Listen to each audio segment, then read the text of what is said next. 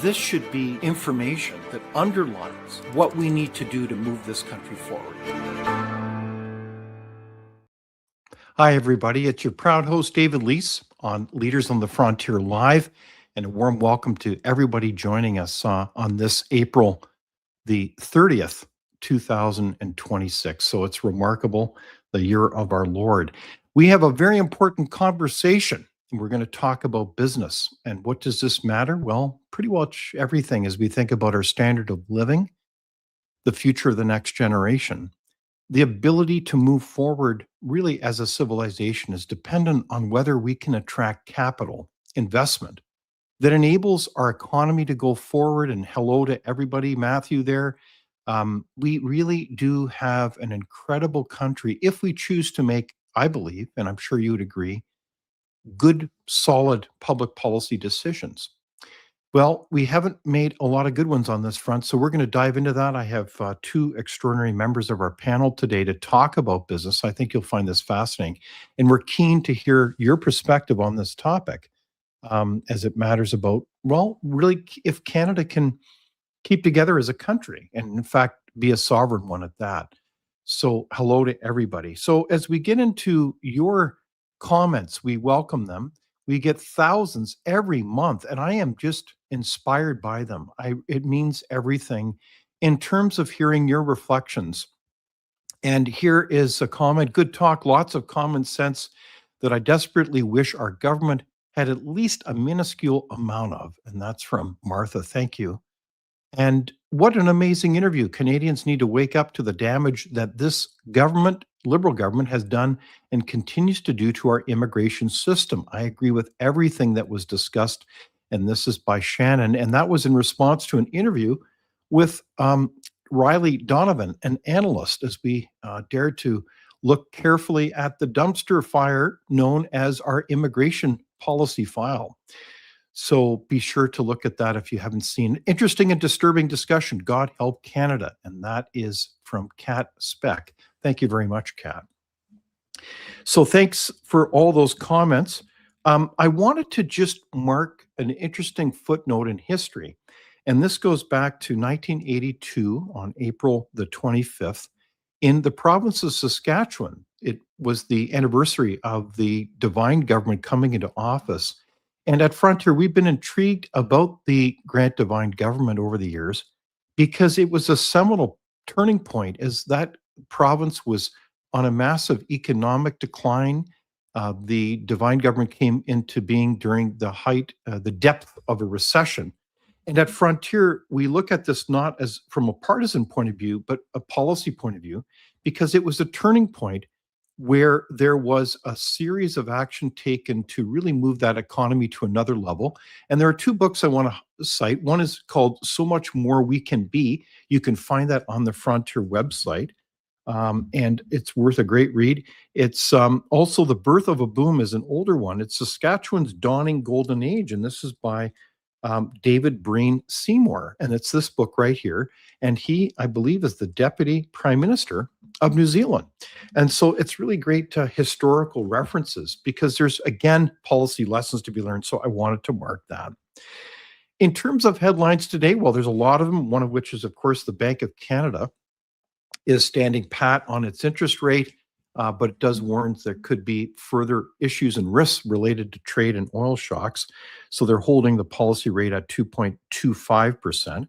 We also have an interesting story from Manitoba where they are taking a line regarding AI chatbots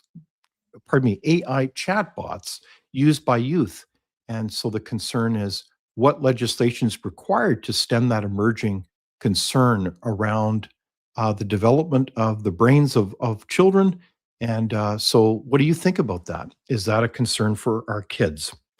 We also grieve another assassination attempt in the United States of the president and different leadership. It's a sad day when you have yet again other forms of violence occurring. It begs a lot of questions. How do we have vigorous debate without calling others to violence?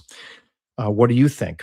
There's also a royal visit, as we had our king, King Charles, and the Queen there, visit the United States, and it seemed like a very interesting occasion. I encourage you to pay attention to some of the speeches that were made both in Congress and at those pretty fancy dinners there, as they talk about history and how the United States is looking at celebrating its 250th anniversary of the Revolution and saying goodbye to, well, what was it, King George? And so it's a very interesting visit. I also wanted to note that there was a spring update earlier this week from the federal government regarding the finances. And there's an interesting clip here in response to that spring update. What's the big news from this spring economic update? Pretty much more of the same. I think everyone's been waiting to see when the quote-unquote new government under Mark Carney would reveal a change of course from the previous government. A lot of people thought maybe it was going to come in that first budget, which was greatly hyped ahead of time, not much really in it. So people shifted their attention to this update. Again, maybe people thought with the majority they'd really start to show their colors, but it's pretty much steady as she goes, and steady as she goes is really not enough in the situation we're in as a country. Whether you're talking about our deteriorating public finances, both federal and provincial, or whether you're talking about our very slow economic growth, where we now celebrate if we get 1.7% of growth per year. That's a third of our rate in the 50s and 60s. There are big changes that are needed if we're going to address either of those fronts. Getting control of spending, making fundamental choices about what government spends on and what it doesn't spend on, sweeping tax reforms to stimulate investment, pro-competition reforms to make our economy more productive, make sure that investment is actually used to the highest and best purposes. There's really none of that in this budget. There are tinkering around the edges. There's this big thing, the Sovereign Wealth Fund, which was telegraphed ahead of time. It's hard to see what real difference it could make. It just looks a lot like some previous funds that have been announced. So all in all, I hate to say it, but it's a bit of a sleeper. Okay, so there's one point or summary from the columnist Andrew Coyne. What do you think about that update? We'll get to that in a moment.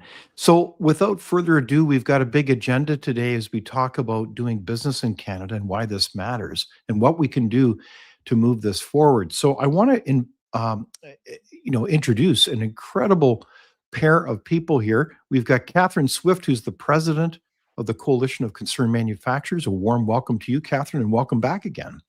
Thank you, David. Nice to be here. And of course, we have Ron Koslowsky, and Ron is no stranger to us. He's a business analyst. He's also a person who served not only in business in previous lives, but also he was the former president of the Manitoba Alliance of Manufacturers and Exporters. So a warm welcome to you, Ron. Thank you, David. Well, look, we've got a lot to talk about, and I want to start off by sharing with you, Ron and Catherine, a poll that's very, anecdotal, but it's interesting. The question we put out on social media was, have you noticed businesses' investments leaving Canada? 95% yes. So my question to you, beginning with you, Catherine, and then Ron, why is so much capital leaving this country? Last time we counted, and there's a lot of different stats on this, it's basically $1 trillion the last 10 years plus. What the heck is going on, Catherine? Bad government. It's self-inflicted. I saw a recent survey, and I don't know how reputable it was. I just sort of saw the headline, but it said that 89% of Canadians blamed our economic troubles on Trump. Anybody who's been paying attention for the last 11 years knows we were going down the tubes well before Trump and his tariffs. So that massive if this is, like I say, if this is a reputable survey, boy, there's a lot of dumb Canadians out there. And I think this is why our current government has gotten away with murder with respect to what it's done. All the bad legislation that Trudeau brought in, mostly punishing the oil and gas sector. But if you punish the energy sector, you punish the whole economy. We know that. I mean, the Conservatives back in the day called it a tax on everything. And they were right. It is absolutely a tax on everything to varying degrees. And Carney may have removed the consumer carbon tax because I think Pierre Poilievre made it such a big issue. He was forced to. However, a plethora of other taxes, regulations, red tape, et cetera, very much remain in place that punish our entire economy. And I represent a lot of manufacturers, not exclusively, but a lot of small, medium-sized manufacturers, and they're definitely leaving Canada. We've seen the $1 trillion was that Royal Bank study, I believe you're referring to, a couple of weeks ago that said $1 trillion in investment had left Canada in the well, basically since the Liberals have been in since 2015. And there's so much we know are highly educated young people, many of whom have so-called STEM degrees, math, science, technology, etc. And they're leaving for the U.S. Cheaper housing, higher salaries, less taxes, and what's not to like. So there have been so many studies, analyses, announcements in the last little while by very different organizations, all coming to the same conclusion.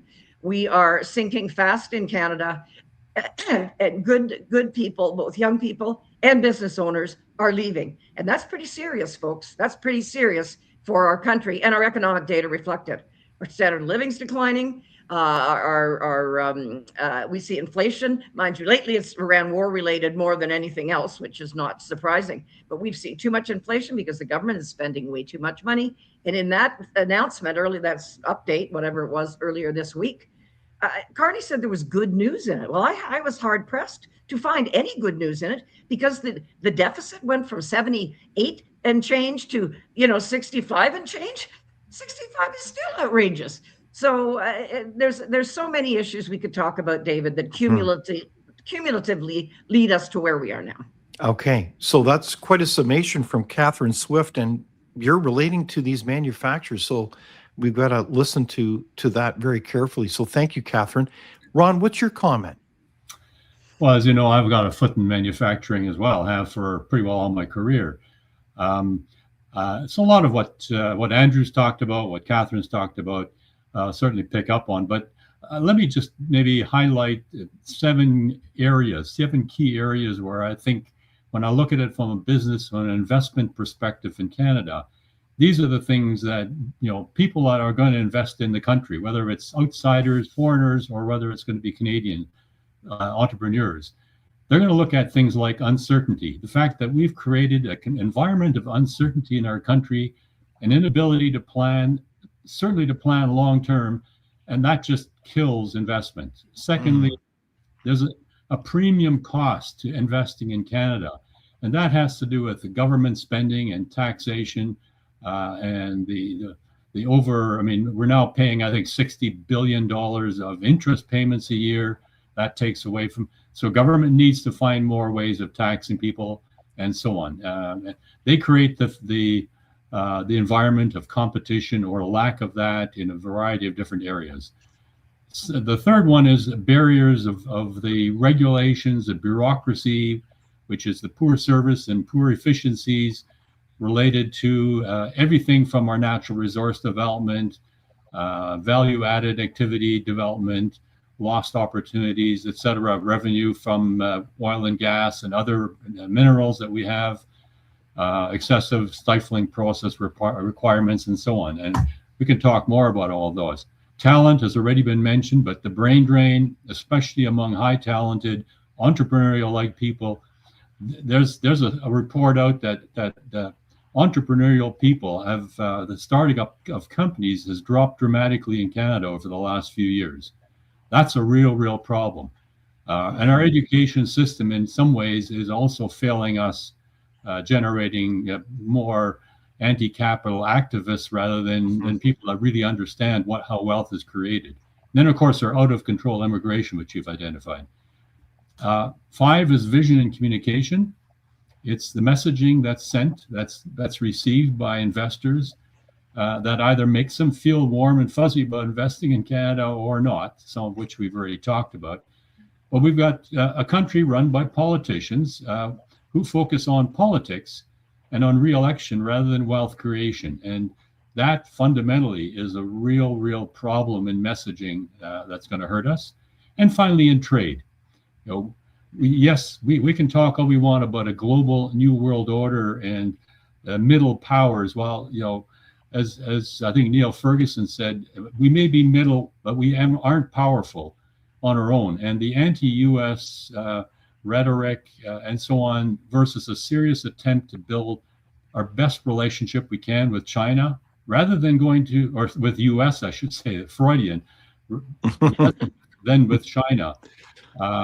And I think we need to understand that, along with things like our interprovincial trade and our supply managed Soviet-style board, which restricts our province. So that's a quick summary. Six points over there, I think, that I would point to as a real key part of keeping investment out of Canada.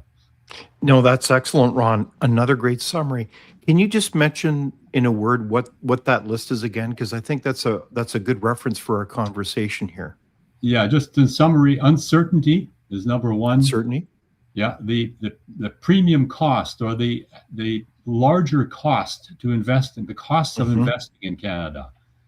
And then on top of that, the barriers of regulation and bureaucracy, the talent and the need to attract and retain, not just attract, but retain our highly skilled, vision, a positive vision for our country of how we can actually grow and prosper and communicate that.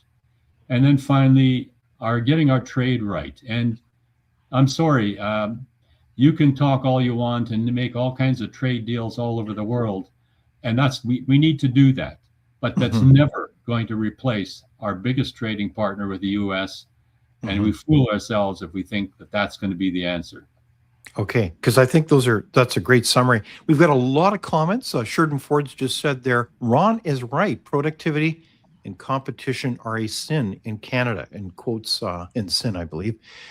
It's also interesting, Robert Kerr said earlier, the younger generation are being completely run over by 3 obscene policies and debt of the Liberal government.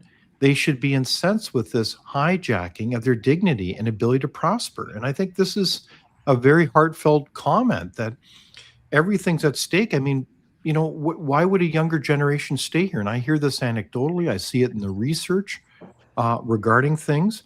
So we've got to pay attention here. Now, you've heard the summation from both Ron and Catherine, and we're hearing these comments come in. I want to share a clip from the Prime Minister about our business climate. Is asking Canadians to invest in these projects an admission that we don't have a good enough business climate for the private sector to step up and finance major projects? Absolutely not. It's the exact opposite.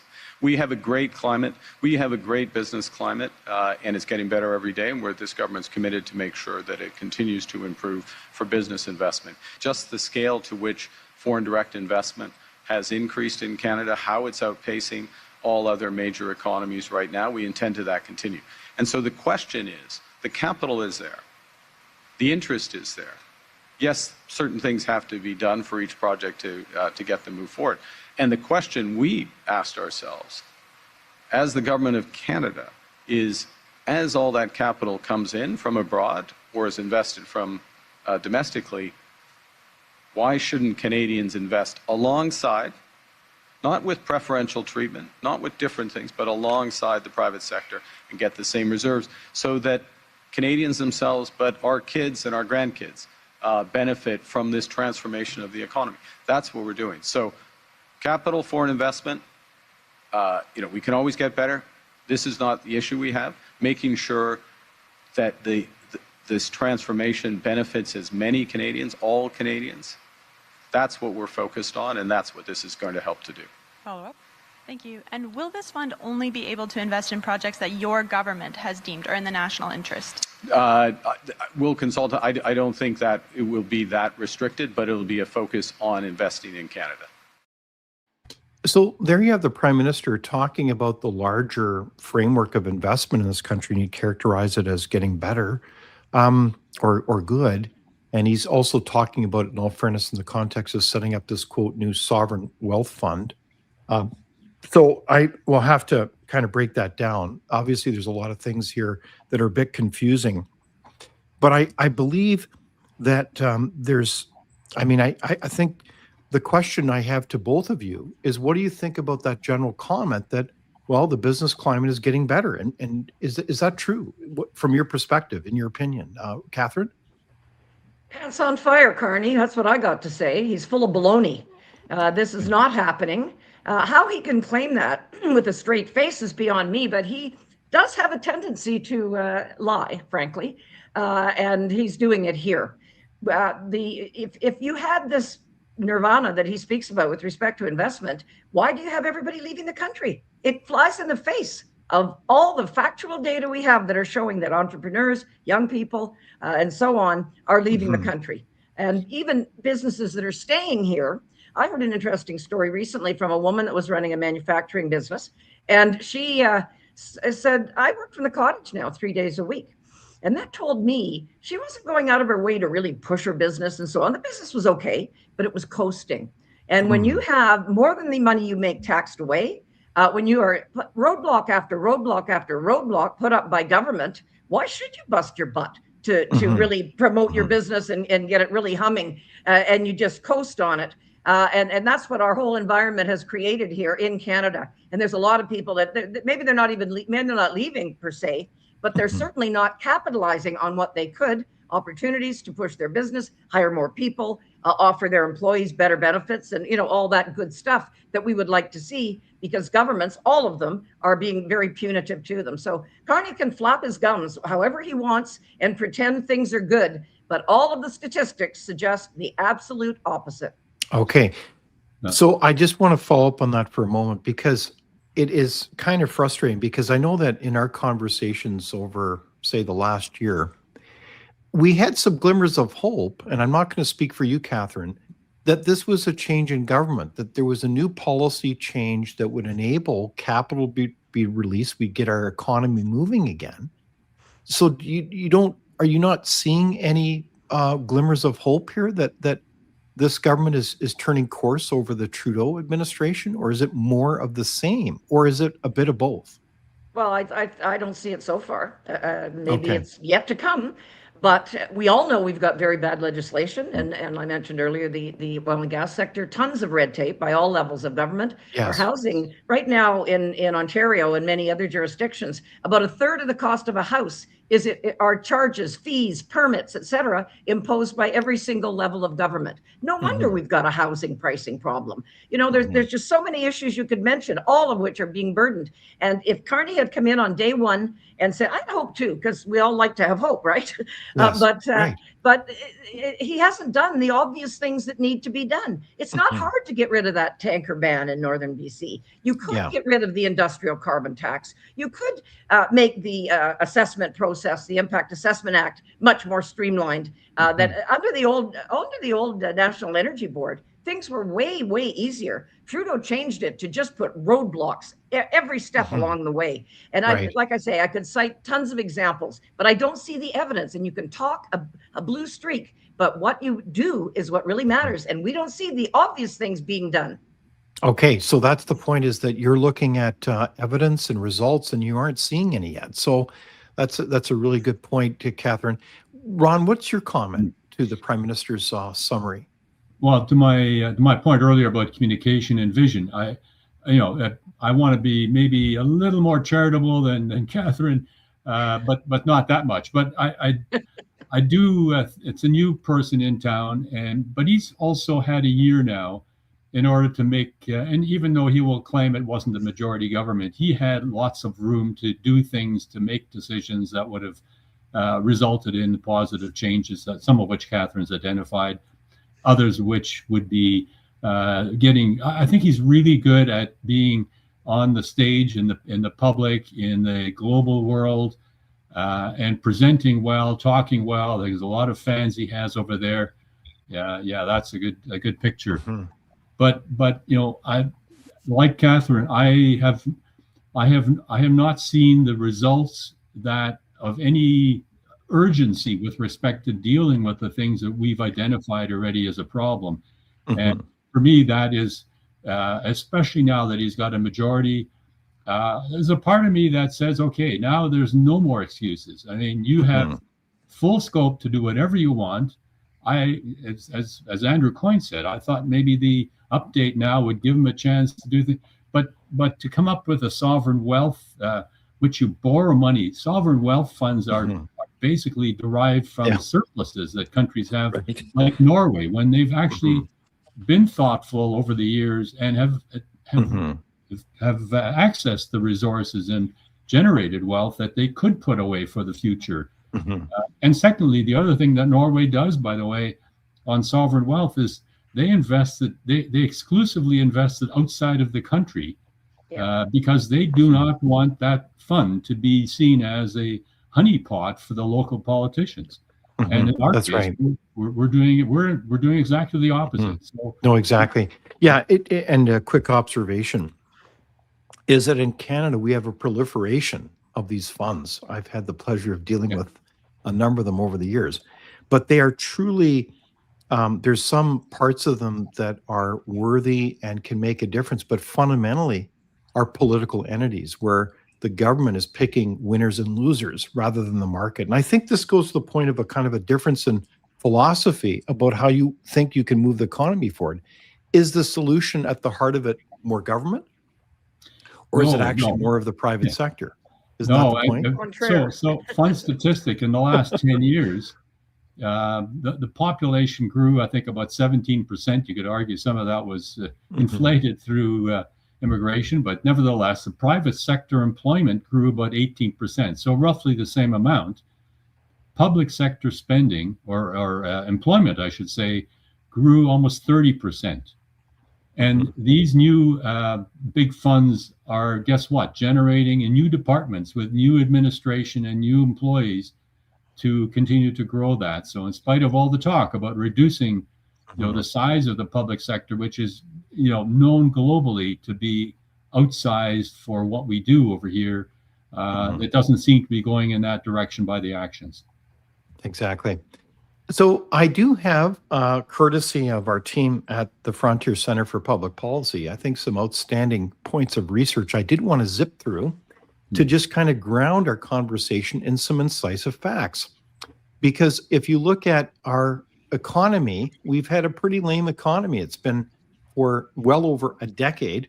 If we look at the cumulative per capita from 2020, to 2024, it's minus 2%. If we look at real GDP growth in 2025, we're looking at 1.7%. And the OECD, the organization that looks at, quote, developed nations across our world, I think there's some 34 members, put us last in terms of growth. And we're, dead last in terms of ranking. And that's till 2060. It's hard to believe people can do those kinds of forecasts, but nevertheless, take that with a grain of salt. But it doesn't look too positive. And per capita growth in 2025, again, looks at 0%. And meanwhile, if we look at per capita, if we look at our issues around growth, appears to be positive, but Canadians are falling behind the gap between income between the United States. And this is based on what's called purchasing power parity. And I can explain that till the cows come home. But in this case, it's a $22,000 gap of $44,000 per average income versus the United States. If we look ahead here to the next slide, on housing affordability, it depends on the specific market, but we've got a major problem here. We've got particular markets where people can simply not get into. So home ownership is declining in this country. So what does that mean in the ability to attract even more investment? And then the next slide talks about grocery food prices. And we're at the top of the G7, pardon me. There's so many acronyms in this game. But a quote here from our fellow at Frontier, and I think known as the food professor, Dr. Sylvain Charlevoix, says, despite steadier inflation, Canadian families are still feeling the squeeze at the grocery store. Food prices are now 27% higher than just 5 years ago. And I think some of the comments there from the audience cited that. So food prices continue to go up, and that will be for the foreseeable future because of structural problems. And you can see that interview on Leaders on the Frontier. And then finally, we've got debt and deficits. We've had a decade without balance. 78.3 billion is the projected, but notwithstanding this last Monday when we had an update, I have not had a chance to review entirely those figures, but I can tell you this, there's been a redefinition of what is defined as capital budgets versus operating. And so I don't really, frankly, believe the figure that was offered as an update because it's been redefined. It's kind of an accounting sleight of hand. But regardless, that would have to be confirmed. And then finally, our productivity is declining, not going up. and our investment in businesses is also a very concerning point here, where 55 cents on the dollar compares to in the US. And that is a problem because in order to be more productive, we need to be able to increase our productivity, to invest in the machineries, all kinds of abilities to help our workers, who are hardworking, by the way, be able to do similar output. So if you look down at the bottom corner left there, our output per worker is $143,000 versus $200,000 in the US. And that really sets you up for either a declining or an incline on your standard of living. So go figure. So this is an important set of summaries, but any of those facts surprise you, Catherine, as you look at those numbers, because you're an economist? No, of course not. I've looked at those numbers for a long time, unfortunately, and they only seem to be going in one direction. And how can Carney stand up on his hind legs and say what he just said in your clip with that kind of data? Come on, he's supposedly this rocket scientist economist, and he's just dishonest with Canadians, terribly so. And that's what kills me, is that anybody's buying it. I wonder how bad things are going to have to get before people will smarten up and realize this is self-inflicted. This is all self-inflicted wounds on us, and it's affecting everyone. And boy, you don't fix it overnight either. Even if you did everything right, it would take a long time to climb out of this hole. And this kind of uncertainty is so hugely important. And all of these data, they stem from the fact that Canada's got a reputation now of a country where you can't get anything done. Can't get anything done in Canada. Not good. So I do want to just pick up on two threads here. And that is, in all fairness to the Prime Minister, is this a philosophical disagreement in the sense that he's of the mindset, if you look at actions, there seems to be a sincere desire to move forward the country through more government, not really enabling the private sector. Could that explain why it seems like we're going to continue to be off the rails? We're going to be an underperformer because, well, we think the solution is more government when in fact we don't get the economy. Is that kind of like a comedy of errors that could be happening here, Catherine? And we've all met these people. That's a large part of it. And I think in addition to Trudeau grew the public sector massively, and Carney has said he's going to be downsizing, but he frankly, the most relevant thing he seems to have done in the past year and change is create new. There's one for housing. There's a new department. It seems like, and Trudeau used to do this, make an announcement, and then nothing would happen. So we're actually going to see a decline in housing starts, just to use that example. Yes. The other things, Bill C5, which basically gave him, in his wisdom, the right to override pieces of the bad legislation that we were alluding to earlier. Yes. He hasn't done it yet, mind you. So that definitely indicates a preference for a very top-down government winner picking. We all know historically how well that's worked. I love to see Champagne talk optimistically. He was the idiot that pumped tens of billions of our dollars into the EV battery plants that have gone nowhere but south. And I don't mean to the US, I mean into bankruptcy over the last number of years. And there's a ton of other examples. Some of the spending is just nonsensical. And that doesn't exclusively pertain to the federal government. Some of the provinces spend money on ridiculous things, and so do municipalities. But it is a big factor. Top-down economies, which are basically what communist countries have, they don't work very well for the average person. They work fine for the people at the top, though. They do well. Yeah, so that's what I'm getting at is, as I'm wondering, Ron, is Catherine onto something, is that a lot of our policy moves are really on the assumption that a top-down, more socialist economy is really the solution here. No, I think this is one of the interesting things to me, actually, as I listen to a lot of different people in the world looking at and analyzing their own countries or our country. And that's, we tend to actually not be far off when we talk about the kind of place we'd like our country to be. So in Canada's case, we want a country that has the ability to care for those that need our help and so on, that we have the things that we need to provide good healthcare, education, all those things that we value and benefit. And so I think the outcome is what we tend to more agree on. The methodology of getting there is where it really goes offside. And I was reminded of a book by the name of William Gardner back in 1990. Yes. He wrote The Trouble with Canada. And there's I have it right behind me somewhere here. Yeah, there's a statement here that he says Canada was drifting towards a form of welfare state socialism, not through ideological revolution, but through bureaucratic expansion. Government spending and taxation grew, deficits became routine, the state crowded out markets, communities, and voluntary institutions. And the result was not only economic pressure, but a shift in how citizens saw themselves, from independent, free, to actors of dependency. And that, to me, is a great summary of the differences between, one approach and the other that we're talking about over here. I think this goes back to my point about communication in our country and vision. If we don't start promoting and from a government perspective, the value of wealth creators, and I'm not talking about government as a wealth creator, let me be clear. We're talking about wealth creators in the form of private enterprise, individuals and companies that are being crowded out, that are slowly becoming a minority rather than what they should be, which is a significant majority.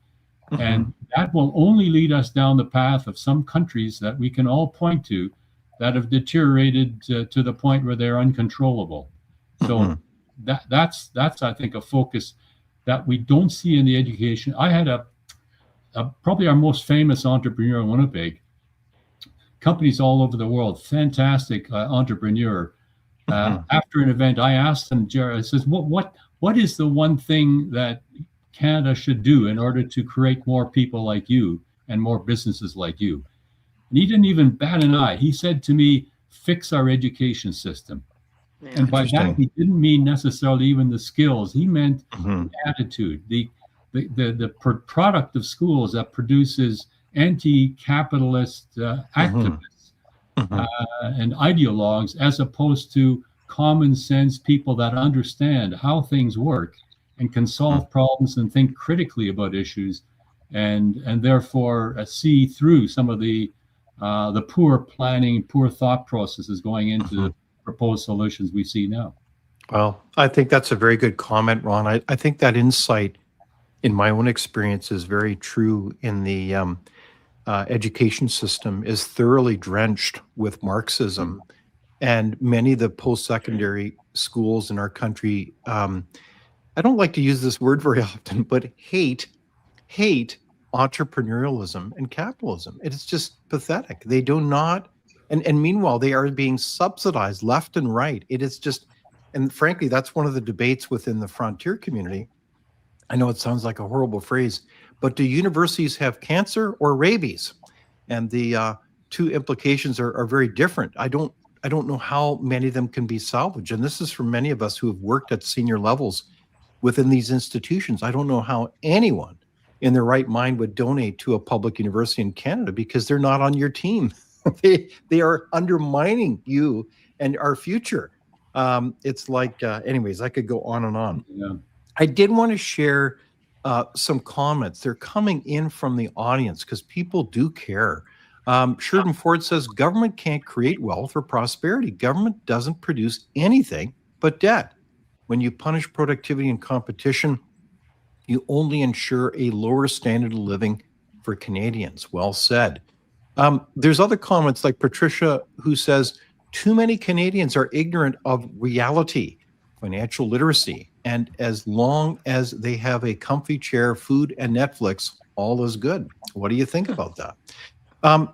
Catherine, what do you think? Is part of this not just our educational system, but a deep cultural off the rails when it comes to understanding not only financial literacy, but celebrating entrepreneurship and business? I mean, that's the future of our country. It's not bigger government. That's a dead end. Well, I've always referred to it as the creeping crud of socialism, because it doesn't happen overnight. The creeping it just what? creeps up. Crud, C-R-U-D. Crud, okay. Crud. C-R-U-D. Of socialism. Okay. But because when you look at what the Nazis did in Germany, I hate mentioning Nazis because it's always such a trigger word. Well, they were socialists. They were socialists, but they also they got into the schools. And as Ron says, you get you got the next generation. Yes. You're poisoning the next and subsequent generations as I and that's been part of the creeping crud. And institutions. I don't know if I mentioned this. I think I did, David, on a previous show you and I were chatting on. Whereas what the Liberals have done, one thing they did in that budget update a couple of days ago was they're increasing their funding of the media. They're now taking in TV, more CBC, and they're capturing institutions. Universities are one set of institutions. They're capturing the means of communication because our so-called legacy media in this country right now is doing a massive disservice to Canada. They're swinging elections because they're so dishonest, one-sided. It's errors of omission, and sometimes it's errors of commission. We've seen them, dishonestly edit a clip of something Pierre Poilievre says to make it look bad when it wasn't a bad comment at all. And I just use that one. There's many examples of it.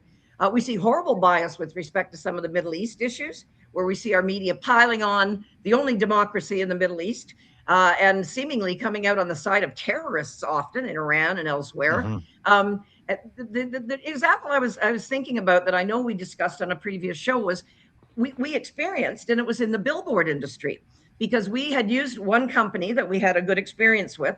So a year later, we wanted to run some more billboards, and they said, "Oh, we can't deal with your message now. We're accepting government money." So they're closing off that. Sorry, can you repeat that? Communications. You're saying that your organization, billboard company, wouldn't carry our message because it was deemed to be anti-government, which it was, anti-government policy.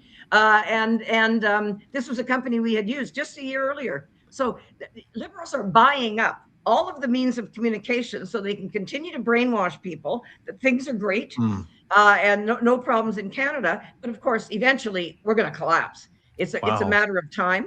And I just see it sort of the dominoes falling. We have our independent media, but still they're relatively small, of course, and they're not getting the tax bucks like others are. So they have constrained resources as a result.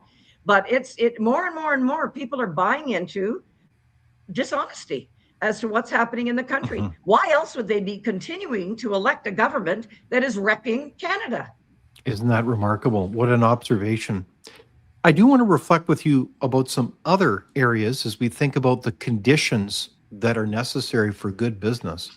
And I think what we're alluding to is a healthy democracy, a place where we value truth-telling and debate, where we enable people to be able to undertake truth-telling, because if you don't have that, you don't have the scientific method, and you can't invent that next widget that will create, what was it called? The Industrial Revolution. So this is very important. I'll never forget, actually, on my many flights to Asia years ago, flying over an interesting peninsula and seeing the bright lights of South Korea, and then noticing literally along the DMZ, the demilitarized zone, a sea of blackness of North Korea. And these are countries that are really quite an experiment, because they really were divided not too long ago, and they've gone two different paths. And I think the rest is history. So let's learn from that. Do we want to be a dark country in Canada that is a flyover, or do we want to be a vigorous, vibrant country? And so this is, I think, a question that's stark before us. And I think one of the key areas that we've got to ask ourselves in Canada is, why are we screwing up, pardon my language, the natural resource file? We've got so many opportunities to export around the world, the countries cap in hand coming to Canada for more energy. And at Frontier, we did this little video about the importance of getting more oil and gas out to the world markets, because we sell it now at a major discount, because we only have one primary U.S. customer. So I wanted to share this with you. Canada sells most of its oil and gas to the United States, and it's costing us big time. Canada's lack of export infrastructure means U.S. buyers pay less than world prices, knowing Canada has limited options. An online tracker from the Frontier Centre for Public Policy monitors the forfeited revenue. Losses are $70 million per day, $2.1 billion per month, and $25.6 billion per year. Canada sells crude oil to the U.S. at a $20 per barrel discount, and natural gas at a $2 per gigajoule discount. A year's lost revenue would fund any one of the following: 88 F-35 fighter jets, 340,000 full-time nurses, 880 schools, 1.78 billion hours of in-home care for seniors and Canadians with disabilities, 54,000 affordable housing units, or 12 major highway projects. Canada needs more pipelines and ports to fully access global energy markets. Until that happens, Canada will keep missing out. Canada sells most of its oil and gas.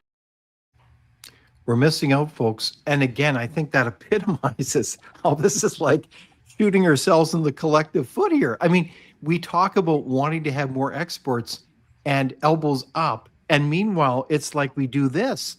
I mean, should be our ace card. Affordable energy makes manufacturers more competitive, everything. So what are we missing here, Ron, as you look at that kind of summary? No, it's hard for me to understand where the logic has escaped in this run.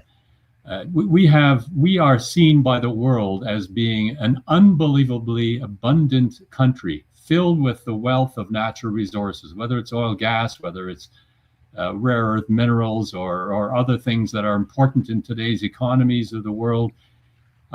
We could be like Norway in that position of having a very significant sovereign wealth fund, our people being really well looked after, and but for ideological reasons and so on, I don't know. I really don't know how to answer that. To me, it strikes me of the cycle of history that I've talked about before, where hard times make good people make good times make weak people, and weak people make hard times. And it just seems like history tends to repeat itself, and we just have had it too good. We've lived in the shadow and the comfort, if you will, of the U.S. in terms of everything that we took for granted, whether it's our defense of our massive country that we basically farmed out to the Americans, whether it was free trade without without them bothering to challenge some of our own unique barriers that we had put up, and tolerating our arrogance as far as how much better we were morally than they were, and yet when it comes to something like being able to stand on our own, we basically really did it to ourselves. And I think one way I put it is we squandered our opportunity to develop a strong, financially secure, self-reliant country, and voted ourselves more government involvement. Like that to me is again going back to how you go about fixing this. It's not more government involvement. That has been the problem, not the answer. Catherine, what's your theory? Which one? Well, of course, I agree with Ron. I talk to business owners all the time, and some of them, and they're not into the political geekiness that we may be into, so they're just trying to run their business, keep food on the table, keep their employees employed, pay their taxes, do their red tape, and so on. And they say, why is our government that is supposedly working for us, right? Isn't that the theory? Government works for the people. Why are they hurting us so badly? Why are they trying to drive? They don't get it. And I don't either. Why are they doing that? Well, the only answer we can come up with is they're ideologues. Of course, Trudeau was a big ideologue. We know that. He didn't have the managerial. I think my dog could have done a better job. At least she wouldn't have done any harm. But they're killing the country. They're killing the country. And in a fairly short period of time, too, when you think of it. In 2015, before Harper left, Canada had the richest middle class in the world. Remember those statistics? Indeed. Yeah. Richest middle class in the world. Now our standard of living is dropping year by year, as you showed in your charts. One thing we haven't mentioned yet that I want to mention before our time is done is I am extremely worried about the next 3 years. Carney worked very hard to get a sleazy majority. Let's face it, this had never happened before in Canadian history. Floor crossers were usually that way because they were kind of conscientious objectors. They had a fundamental problem with a given policy or position, and on their own volition, they thought, okay, I can't stay in this party anymore. This notion of shopping, poaching, going out and offering bribes, and some, I wonder too if they've got some bad, some bad history on some of these people, and they're threatening them, they're blackmailing them. But it has never been done before in Canada. And yeah, he's got a small, very small, tenuous majority, but in a very, very sleazy, manner that has never been done in the country before. And to not have principles at all with what you're doing. And now, if you've noticed, and they've only had this majority for what, a couple of weeks? Has it been a couple of weeks even? And they're suddenly shutting down committees. They're going very secretive. I've been watching. So I did a presentation to a committee last week. It was to the Environment Committee on the industrial carbon tax, actually. And they were so rude because they didn't agree with what I was saying. And yet I'm giving often they accuse me of misinformation. And of course, they keep cutting you off too, which I was on Zoom, so they can cut you off more easily when you're not there in person to take them by the shoulders. But it was unbelievable to me. They're full of themselves right now. They're secretive as the day. That's what worries me. They're shutting down the ethics committee. They're in control of the ethics committee. Even Harper, it's been a tradition for a sitting government to leave the ethics committee with a chairmanship from another party. And Harper did it. He wasn't, conservatives weren't chairs of that committee. And not Carney, though. He's taken it all over. So interesting. Why does he have to be so clandestine? Why does he need this so badly? I think to do bad things they don't want Canadians to know about. And then once we do find out, it's too late to do anything about it. All Canadians should be watching like hawks, because we're not going to have those committees that exposed the WE situation, the charity that was spending gobs of money and was going to be given gobs more. The Green Slush Fund, we found out via committee research. The Chinese interference with our elections, which is still going on to beat the band. We just have to read anything by Sam Cooper. You know, he's a very good investigative journalist on that kind of stuff. So this secretiveness really worries me. They're not working for us, folks. We're working to pay them gobs of taxes, have businesses leave, have a good employment leave, and they're going to push forward on this net zero agenda. It hasn't gone away. What they're doing, I saw your interview with Dan McTeague recently, David, and he's dead right. They're saying they're going to do things to benefit the industry, but then they're saying they're going to decarbonize oil, which is madness. They're going to impose all this stupid carbon capture and storage on the sector, which is hugely, massively expensive. And it does not compute. It will not be good for Canada. And they want to do it behind closed doors and only let us find out about it when it's too late to change. Wow. So there you have it from Catherine Swift. But it's interesting, your take on the concerns that they're changing parliamentary democracy to be less open, to be frankly more closed. And so what do you think about that? I mean, I think that's a big issue. In our time remaining, and we've had quite a far-reaching conversation about doing business in Canada and the frustrations related to that. I want to talk about a list of solutions, and I want to just lead off by listing a set of 12 that we often refer to at Frontier. There's so many of them, but we need open and free internal markets. Isn't it crazy that we don't have internal free trade across our provinces? The federal government's job is to ensure that happens. That was the vision for, what was it called again? Oh yeah, 1867 and the founding of this country. Let's get on with restoring energy and industrial freedom. 3, let's get to comprehensive tax reform. There's many examples you could talk about that, including my recent interview and policy outlines with the great economist Jack Mintz. 4, industrial competition, productivity, and growth agenda. Let's open up competition, whether it's in telecom, airlines, whatever. Restore constitutional balance. We have a lot of federal interference in provincial lanes, and that screws up our economy. Get the civil service under control, modernize Crown assets. We've got a lot of Crown corporations that are underperforming. Let's strengthen and defend our sovereignty so we're actually a partner in NATO, not a mooch. And restore national identity, symbols, and citizenship. I think that goes to the cultural comments. Let's open up the Healthcare Act so it's publicly funded but allows competition.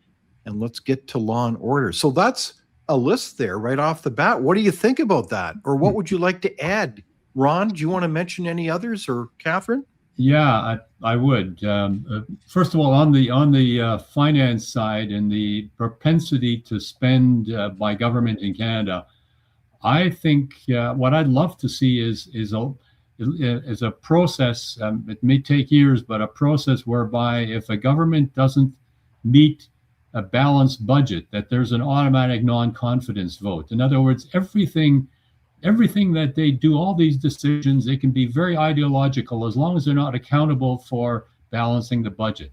If you make them more responsible in some fashion for balancing the budget, I think you're going to have at least a shot at being more likely to have balanced budgets and even building a surplus coming out of that. On the education side, a lot of what I see in the U.S. is choice, like where there is a real push, especially after COVID, when parents started realizing what their kids were being taught in school. There is a real push for that. I think the schools need to be very clear with their agenda, with the curriculum that they're teaching our children, and allowing for choice and clarity, transparency of that. So I think that is something that has to be a part of it. And that's a good one. And education should include a variety of things that have to do with, as I said, financial account responsibility or awareness. Just some of the basics of what it takes to run a country. And then, I mean, other than that, I think you've hit on a lot of the other ones that I would point to without getting into very much detail. The other one, though, by the way, is regulatory reform, just a complete and honest and serious attempt to get rid of what's been barnacled buildup of all these regulations and laws in so many ways that are okay.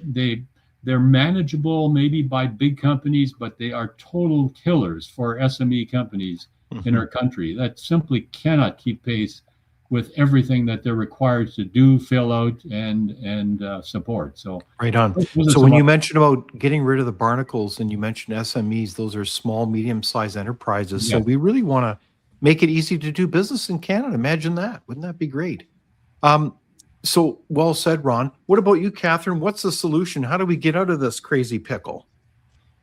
Well, we need a change of government. We're not going to get that for 3 years. I'm terrified for the next 3 years. One thing I would add to your list, and your list is great, it covers certainly most of the biggies, is transparency of government, because I'm really worried about this secrecy stuff. It is poison. It is just poison. They're going to do stuff that nobody would dream. I'm trying not to be a conspiracy theorist here, but they say these days the difference between conspiracy theories and the proof it is a conspiracy is about 6 months. Yeah. No, but let's just pursue that a little bit, because it is interesting. Ironically, in 1981, I think it was the first iteration of the Transparency Act, the so-called FIPA legislation under Trudeau 1. And it was hailed as kind of national leaders, international leaders. And that legislation was working, where there was, the whole idea was that if people could make sensible requests, and it was a pretty large latitude for those requests, you could get original documents. And that's a very important part of our democracy, is transparency. This is a very important primary principle of what defines good public policy, the principle of transparency. Because if you don't have transparency, you can't have accountability. And if you can't have accountability, and this is, I think, what you were alluding to, Ron, earlier, and Catherine, how do you move balls forward in terms of saying, well, we can do better? How do you do that? Because the inclination of those in power, I think of Lord Acton's favorite famous phrase, power corrupts and absolute power corrupts absolutely. And so in this case, there will always be a hiding of information, and that's not healthy for democracy, and nor is it healthy for business. Is that right, Catherine? Is that a pretty good summary? 100%. And governments owe that to us. Come on, we're paying for them, and we're paying lots for them for some pretty crummy public services these days. You know, the days when our healthcare system, the days when, these systems were great, are long, long past. And I notice you have healthcare reform as one of your points, and that badly needs reform. And immigration's made it, out of chaotic immigration has made it even much worse, as it has with any other areas. The other thing, getting back to the culture and societal breakdown, though, that's the stuff that is really scary. We're seeing more crime now, partly because we're importing criminals into the country. So, that's pretty intelligent, isn't it?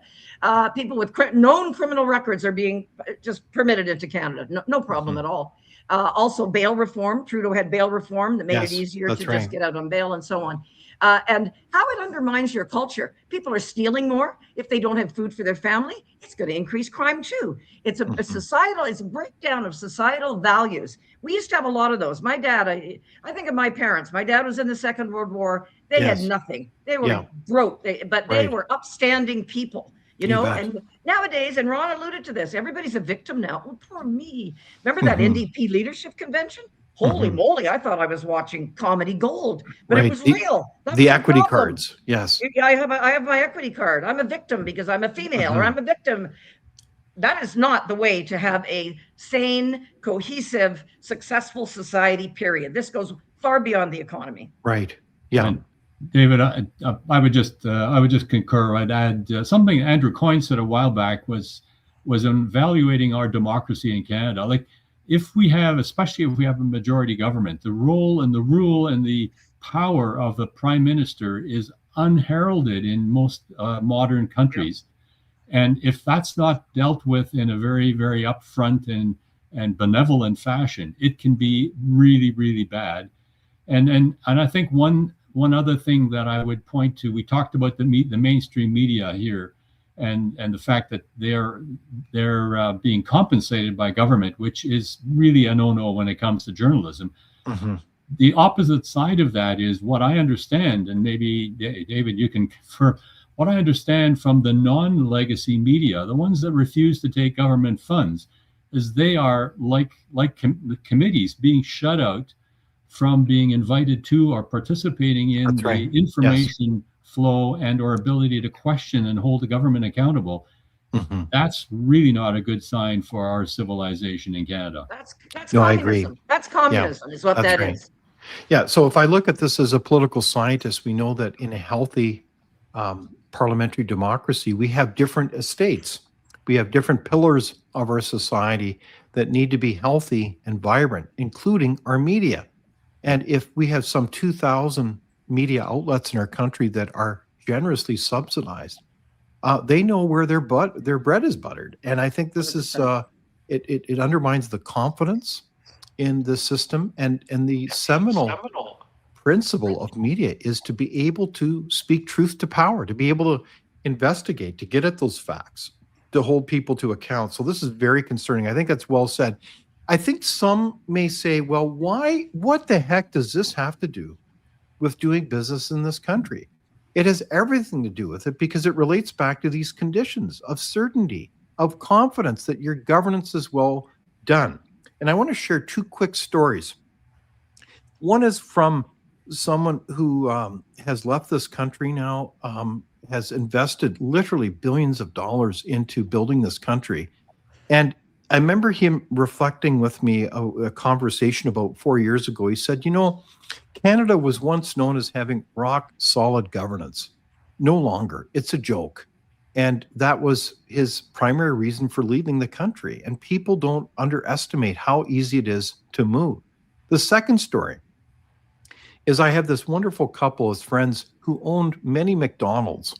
And I asked them, what was your biggest challenge? And they said, well, beyond getting people to work at the restaurant, and they did increase their wages considerably, the biggest concern was the constant theft of people going to the store, trying to unbolt things from the restaurant. I mean, it's almost like a bad movie where people would show up taking things. And you know, again, it goes to this kind of social instability, and all these kinds of policies then have a kind of a domino effect on the environment that you're in. And you just say, well, look, it's just too much hassle. Let's just kind of shift the business elsewhere. And I think that reflects on why so much business, so much money has left this country. And so surely our vision should be to make this country a magnet for capital and investment and opportunity. So I want to end with one final question. Why does this matter in brief? Why should Canadians care about this, Catherine, and then Ron? Well, do we want to become Venezuela? That's what I'd say.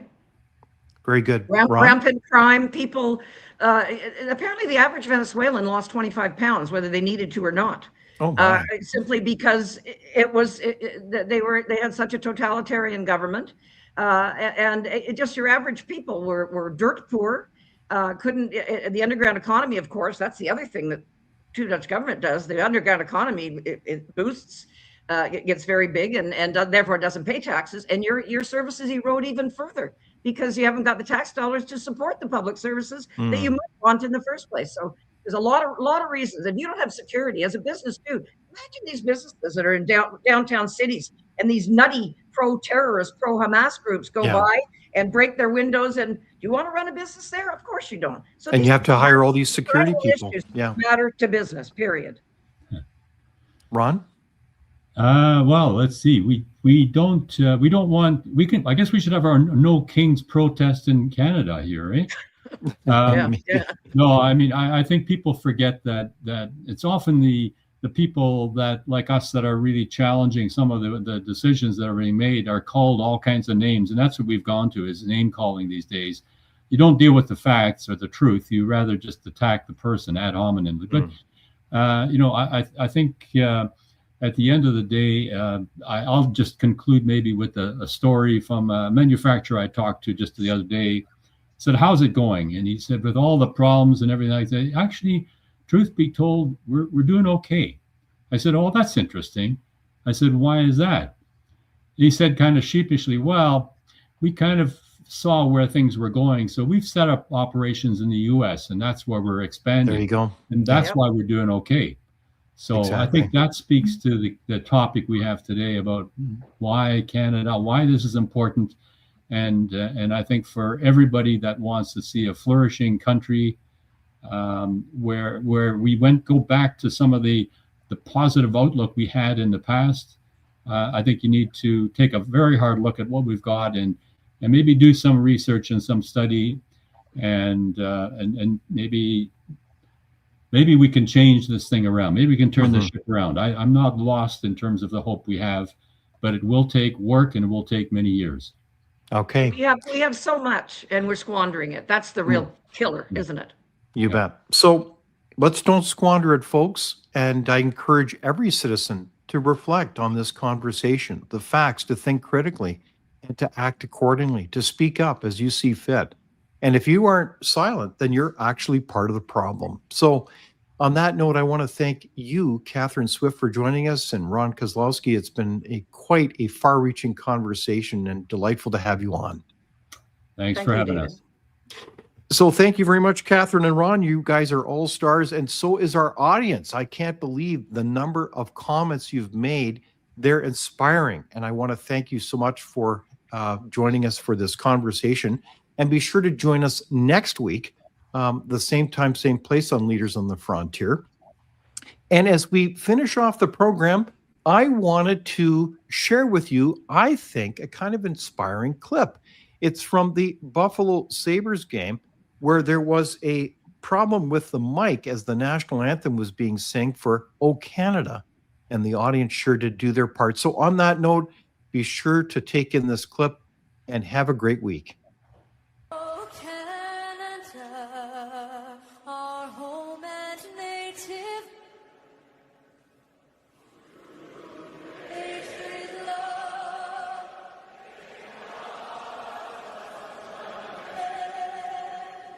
great love, we see,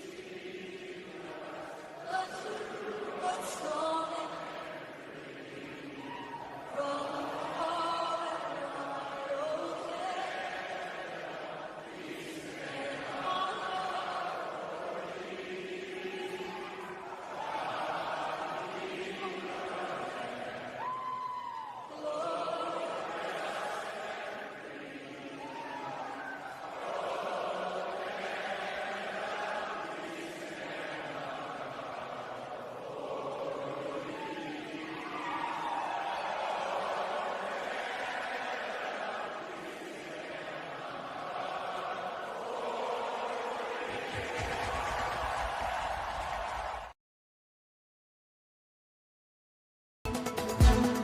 Here at Frontier, we don't receive any government funding.